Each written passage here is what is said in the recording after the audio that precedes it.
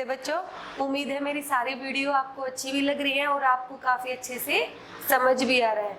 तो आज की कक्षा में बेटे मैं आपको एनसीईआरटी की पाठ्य पुस्तक से हिंदी विषय की कक्षा तीसरी के पाठ 6 के बारे में बता रही हूँ, जिसका नाम है हमसे सब कहते। इसका नाम है हमसे सब कहते।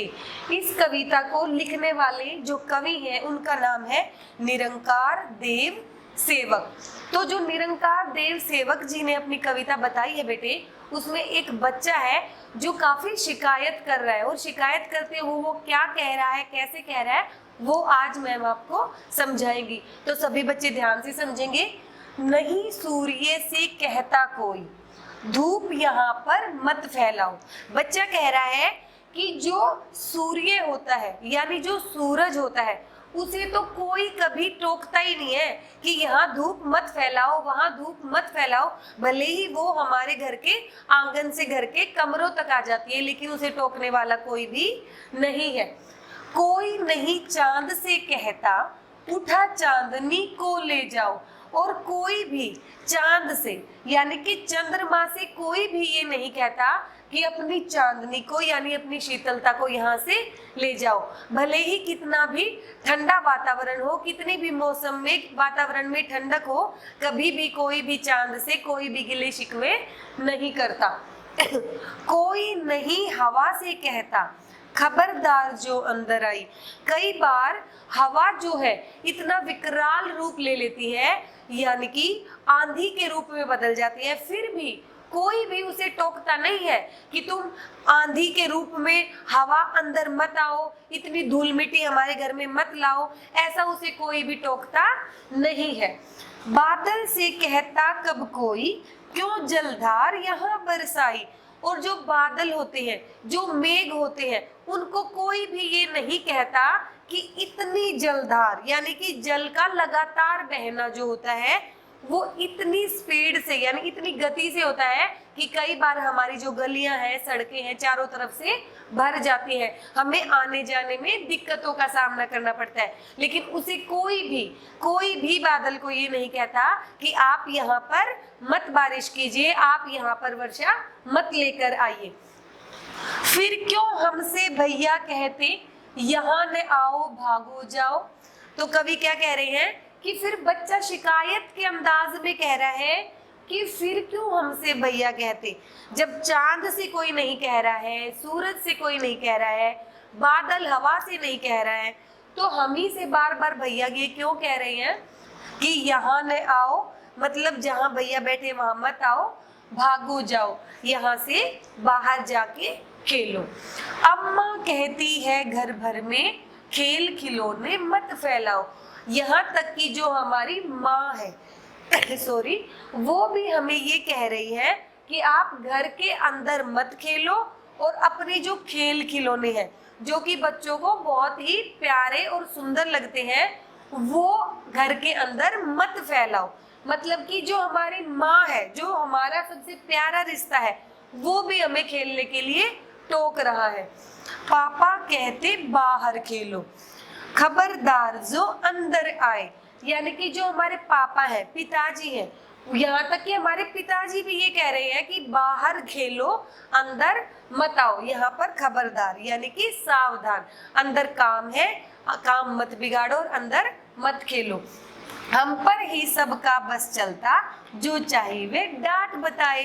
तो बच्चा नाराज होकर ये कह रहा है कि हम पर ही बस चलता है। बच्चा क्या कह रहा है कि मतलब कोई कुछ भी करे दुनिया में, लेकिन सबका वश तो बच्चों पे ही चलता है। आपस में किसी की कहा सुनी हुई तो बच्चों पे डांट, अगर बाहर मौसम खराब है तो बच्चों पे डांट, घर में कोई चीज टूट गई तो बच्चों पे डांट।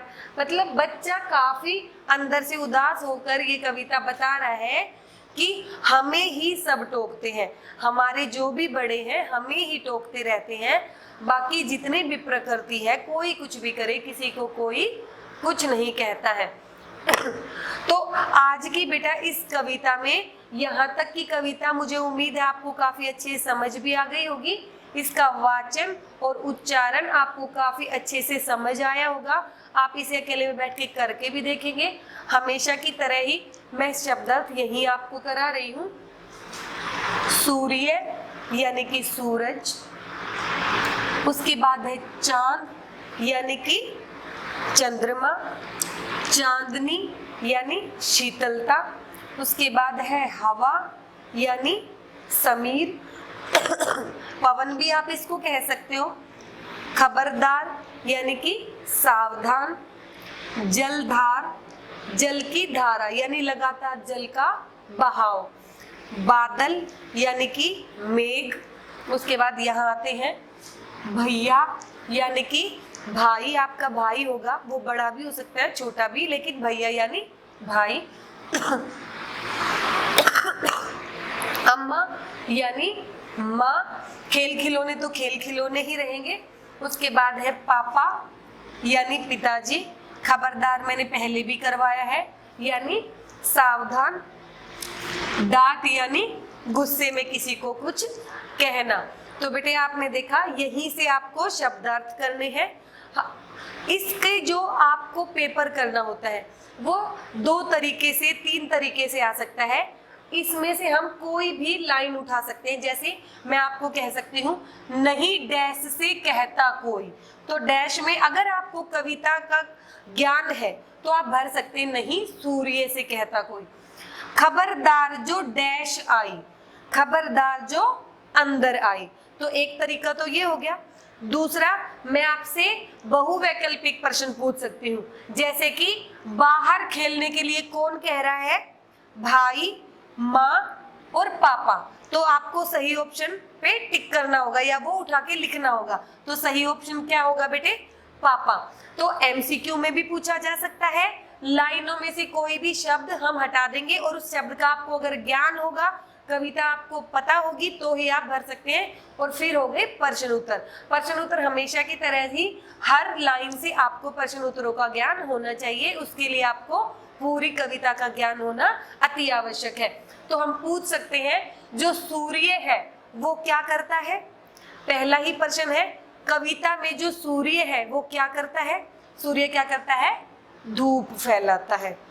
जो चांद है वो क्या करता है, चांदनी फैलाता है। घर के अंदर आने के लिए खबरदार किसे किया गया है, हवा को किया गया है। दिया है ना कि कोई नहीं हवा से कहता, तो घर के अंदर खबरदार होने के लिए किसे कहा गया है, हवा को कहा गया है। और बादल की बरसने के समय को क्या कहा गया है कि बादल कभी भी बरस सकते हैं और कहीं भी बरस सकते हैं। तो जो उसका बहाव है उसे क्या कहा गया है, जल धार कहा गया है। घर से बाहर खेलने को कौन कह रहा है, घर से बाहर खेलने के लिए पिताजी कह रहे हैं। बच्चा अंत में क्या कह रहा है, बच्चा अंत में कह रहा है कि सभी हम ही पर डांट लगाते हैं।